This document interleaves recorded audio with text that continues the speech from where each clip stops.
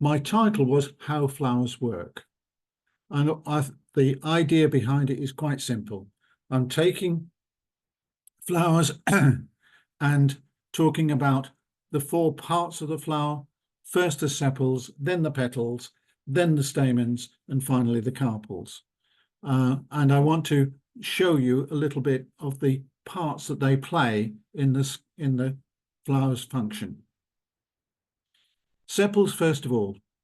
Sepals are protective.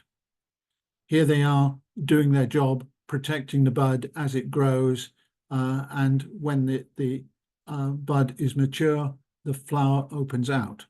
The sepals have done their job. They're now peeling back and exposing the petals for business, as it were. Notice that in this case, they have not just peeled back, but actually rolled back, so that they're now pointing in the opposite direction almost from when they were on the bud. This process is called reflexing. Now, you might think that is just done by the fact that the sepals have now done their job and they're now going to be just withering and dying. It's not so. If you take, for example, buttercups, there are 3 British buttercups that you find commonly in fields. And you can always tell if you just look underneath the buttercup head that the bulbous buttercup actually gets reflex sepals, whereas the other 2 that might be growing with it don't.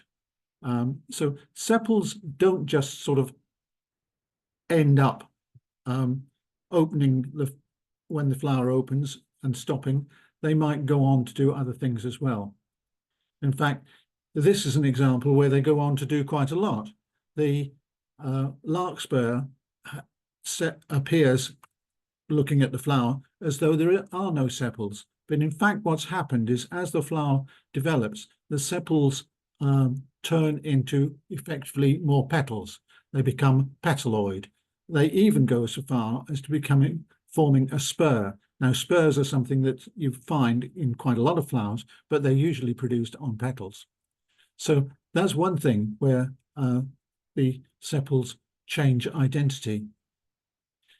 Here's another plant where the sepals have taken a shift in function.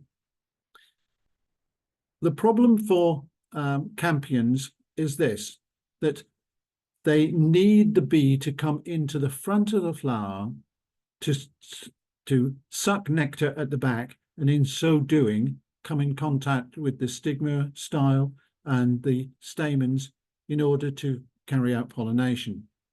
But bees have a different agenda.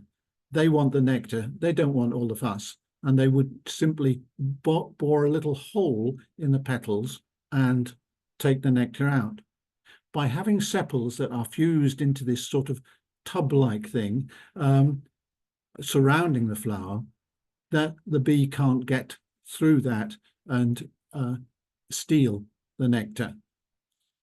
Interestingly enough, the sepals in this case persist long enough to even protect the developing seeds when the flower has gone.